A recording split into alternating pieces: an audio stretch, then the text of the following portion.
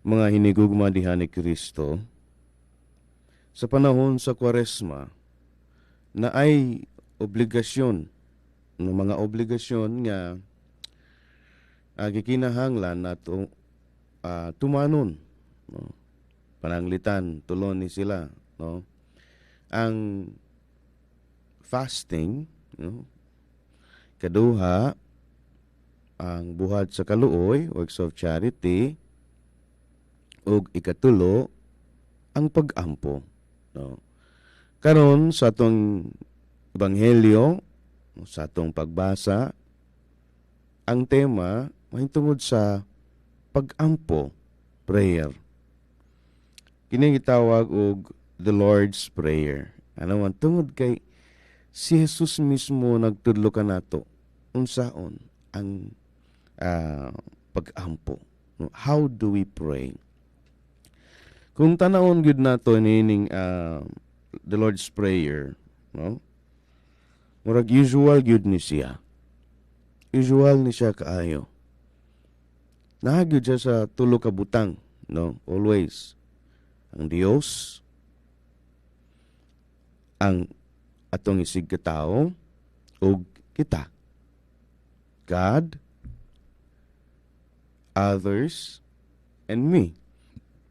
It is a very relational prayer. Kung unsa nato ang respeto sa Dios, kung unsa kanindot ang atong relationship sa Dios, unsa kanindot ang atong relationship sa kaugalingon, ingon puday nga na ang atong relationship sa atong isig katao, no? So it is only both ways, God, no? Kung nindot kayo ang imong relationship sa atong Dios, nindot pud unta nga imong relationship sa atong imong isig katao ug sa imong kaugalingon, no? There should be a harmony. There shouldn't be dichotomy diya sa atong mga relationships sa Dios o sa atong isig katao, no? Dili unta na mao nga sige kag ampuwak, no, na ay tanang devotions nimo sa mga santos ug santas, no? Kada adlaw attend og mass, kada basa og Biblia, pero ang imong relationship sa imong isig katao way hinungdan. There is no meaning in that. Ug ang imong relationship sa imong kaugalingon void, empty. There is no meaning in that. Tanawa ang pagsugod sa the Lord's Prayer says, Father, no? Simple kayo. You know already. Simbahon ang imong ngalan. Maghari ka unta ka namo, no? Matuman untay mong pagbuot. Taod-taod. Mangayo ta ang kalanon namo, no? Kini pod gihunahuna nato nga food gyud ni siya, pero naay usa ka translation ni, no? Sa unang translation pa sa Bible, itong gitranslate ang Bible in Latin. Nini siya na ang meaning ani, it's not the daily meals that we have, but the heavenly meals, no? The heavenly food. Sa Latin pa, it says, panem transubstantialem, no? The bread that was transubstantiated sa table, no? The bread of life.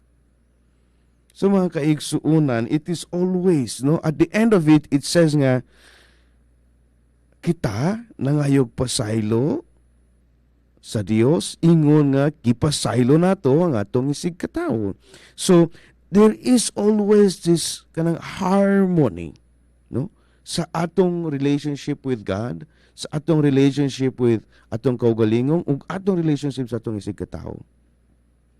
Mga kaigsuunan, sa tanang mga Lenten practices nato, prayer is of centrality, no?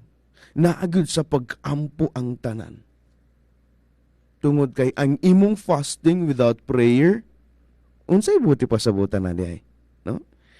ang imong mga buhat sa kaluoy nga dili ni himuon nimo uban sa prayer ug paghigugma, unsay meaning na? In Lent, do everything in prayer. Buhat tatanan isip pag-ampo.